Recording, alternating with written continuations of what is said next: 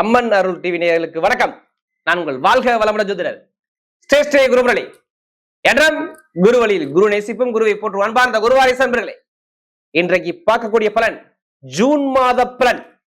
அம்மன் அருள் டிவில பயங்கரமான ஒரு பலன். உச்சமான குருவோட சேர்ந்திருக்கிறார் சுக்கிரன். இது மிகப்பெரிய ஒரு மாற்றத்தை ஜூன் மாசத்துல நிறைய நல்ல பலனை அள்ளி கொடுத்துரும்.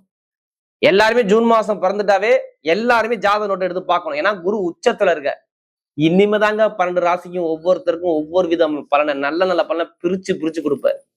எப்படி நம்ம செஞ்ச புண்ணியம் நம்மளை காப்பாத்தும். இந்த குரு உச்சத்துல இருக்க நான் சொல்றேன். நிறைய பேர் உங்க ஜாதகத்தை எடுத்து கண்டிப்பா செக் பண்ணிக்கோங்க.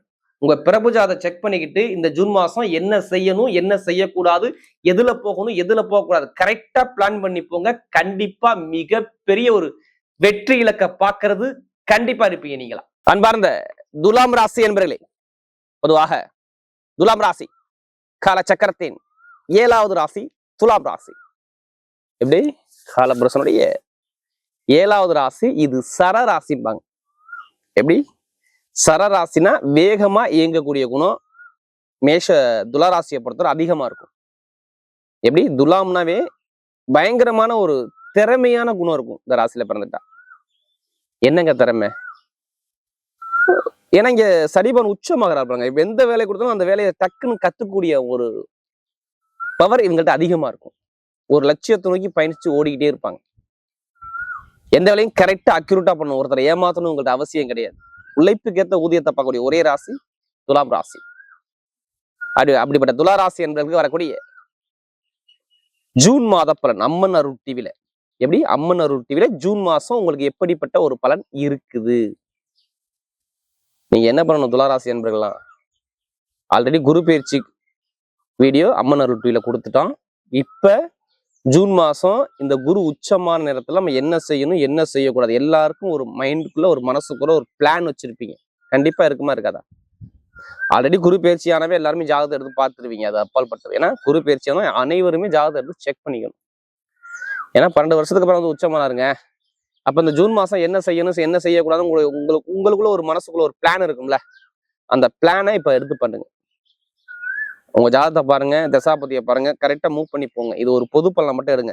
ஜாதகத்தை பார்த்து தசாபதியை எடுத்து மூவ் பண்ணா கண்டிப்பா வெற்றி இருக்கு. அதனால எல்லா வீடியோ என்ன சொல்றேன், ஒரு பொது பலனை இதை பாருங்க. இல்ல கடைசி மட்டும் வீடியோ பாருங்க. உங்களுடைய நட்சத்திரத்துக்கு ஒவ்வொரு விதமான பலன் இருக்கு. கிரகம் இப்ப போது பாருங்க. 5ஆம் இடத்துல ராகு பகவான் இருக்காரு. இதுல கும்பத்துல. 6ஆம் இடத்துல பாத்தீங்கன்னா சனி பகவான். அடுத்து பாத்தீங்கன்னா 7ஆம் இடத்துல செவ்வாய் பகவான். 8ஆம் இடத்துல சூரியன். 9ஆம் இடத்துல புதன். மிதனத்துல அடுத்து பாத்தீங்கன்னா 10ஆம் இடத்துல குருவும் சுக்கிரனும் சேர்ந்து இருக்கு பாருங்க. இது கடகத்துல 11ஆம் இடத்துல கேது பகவான் இருக்காரு. இதான் கிரகத்துடைய அமைப்பு. இதுல பயிற்சி வருது நல்லா பாருங்க. அந்த சூரிய பகவான் வந்து 8ஆம் இடத்துல இருந்து 9ஆம் இடத்துக்கு ஷிஃப்ட் ஆகிறாரு. எத்தனாம் தேதிக்கு அப்புறம்? ஜூன் 15க்கு அப்புறம். அடுத்த ஜூன் 16 செவ்வாய் 8ஆம் இடத்துக்கு வர்றாரு. இது ரிஷபத்துக்கு. அடுத்து பார்த்தீங்கன்னா 8ஆம் தேதி தான் கடகராசி சுக்கிரன் வர்றாரு. இந்த 3 கிரகம் மட்டும்தான் பயிற்சி ஆகுது. மற்றபடி பொதுவா பாருங்க. ஃபர்ஸ்ட் உங்களுடைய ராசி அதிபதி எடுத்து பார்க்கும்போது நான் எல்லாருமே ஜாதகம் பார்க்க சொன்னேன் தெரியுமா? உச்சமான குருவோட சேர்ந்து இந்த சுக்கிரன் இணைகிறா இருப்பாரு. உச்ச குரு 10ல குரு. எப்படி 10ஆம் வீட்டு குருவோட சேர்ந்து இந்த சுக்கிரன் இணைகிறாரு. அதனாலதான் உங்களை நான் ஜாதகத்தை செக் பண்ண சொல்றேன். எப்படி நமக்கு ஆசைப்பட்ட கிரகம் நல்லா பாருங்க. ஆசையான கிரகமும், அன்பான கிரகமும், பணம், புகழ், அந்தஸ்து, கௌரவமான கிரகமும், ஒழுக்கமும் ஆசையும் ரெண்டும் சேருது. அப்ப யாருக்காச்சும் ஒருத்தருக்கு உங்க வாழ்க்கைக்கு ஒரு வெற்றிப்படியாக இந்த கிரக சேர்க்கை இருக்கும். அதாவது குரு சுக்கிரன் இணைகிறது வருஷத்துல ஒரு வாட்டி தான் இணையும். அதுவும் இனிமே உச்சமான இதுக்கு முன்னாடி இணைஞ்ச குரு சுக்கிரன் வேற. இப்ப உச்ச வீட்டுல இல்ல பாருங்க 200% நல்ல செய்யக்கூடிய வீட்டுல போய் இந்த சுக்கிர பகவான் இணைகிறார். அப்ப நிறைய நல்ல பலன் இருக்குன்னு அர்த்தம். அவ்வளவுதான். எப்படி நிறைய நல்ல பலன் இருக்கு. இப்ப ஒண்ணும் இல்ல. இப்ப உங்களுக்கு 9ஆம் இடத்துல குரு இருந்தான்னு வச்சுங்களேன். இதுக்கு முன்னாடி எடுத்து ஒரு வருஷத்துக்கு பாருங்க. நான் இது எல்லாத்துக்கும் சொல்லல. நிறைய பேர் பிறந்தது வந்து கஷ்டப்படுறாங்க பாத்தீங்களா? சில பேர் பாருங்க, உங்க வீடியோ நான் தொடர்ச்சியா பாத்துக்கிட்டே இருக்கேன். ஆனா எந்த ஒரு மாற்றமும் இல்லைன்னு சொல்றாங்கல்ல. அவங்கன்னா பாருங்க, அவங்க ஜாதகத்துல பாருங்க திசாபுத்திகள் சரியா இருக்காது. ஒண்ணு எப்படி திசாபுத்தி ஒண்ணும் சரியா இருக்காது. லக்னாதிபதி மறைஞ்சிருப்பாரு. இதை நீங்க எடுத்து செக் பண்ணிக்கங்க. அதுதான் பரிகாரம். நம்முடைய முன்னோர்கள், முனிவர்கள், சித்தர்கள், மகான்கள் நிறைய பரிகாரத்தை கொடுத்தாங்க. பெருசா உள்ள பாதிப்பை சின்னதா பரிகாரத்துல குறைக்க முடியும். இது விதியில இருக்குது. அதுக்கு ஏத்தாப்புல நம்ம பயணிக்கணும். வேற ஒண்ணும் இல்ல. ஒரு கிரகம் பாதிக்கலாம், அது பலவீனத்தை தேடும்போது கண்டிப்பா அந்த பலவீனத்தை கண்டிப்பா குறைச்சிடலாம். இப்ப குரு சரியில்லைன்னா என்ன பண்ணுவாருன்னா, நல்ல வேலை இருக்காது. எப்படி ஒரு 10 வாட்டி 20 வாட்டி வேலை மாறுவாங்க. 1, வருமானம் சரியா இருக்காது. 2, கடன் கண்டிப்பா குடும்பத்துல இருக்கும். 3, இவங்க அப்பாவுக்கு உடம்பு ட்ரீட்மெண்ட் எடுப்பாங்க. 1, இல்ல சகோதரர்கிட்ட எதிரியா இருப்பாங்க. 4, இது மாதிரி நிறைய தடங்களை பார்ப்பாங்க. தாய்மாமன் உறவு, வேலை, தொழில், உத்தியோகம், கடன், பகை, எதிரி, வம்பு, வழக்கு, ஏதாச்சும் ஒரு கேஸு குடும்பத்துல நடக்கும். இதெல்லாம் நீங்க கேட்டா சொல்லுவாங்க. துளாராசியை பொறுத்தவரை வெளிநாட்டை வேலை பார்க்குறவங்க, வெளியூர்ல வேலை பார்க்குறவங்க, புதுசா தொழில் பண்றவங்க எல்லாத்துக்கும் நான் சொல்றேன். அப்படியே ஒரு பிரேக்கை கொடுத்து ஒரு மன உளைச்சலுக்கு ஆளாயிருக்கும். மெயினா என்னை பொறுத்தவரையும் இடம், பூமி, பொருளாதாரத்துல கொஞ்சம் கீழே சரிவாகி கீழே விழுந்திருக்கணும் துளாராசிக்காரங்க. படிப்பு கல்வியும் சரி, தொழிலும் சரி, உத்தியோகம் எல்லாத்துலயும் நான் சொல்றேன்.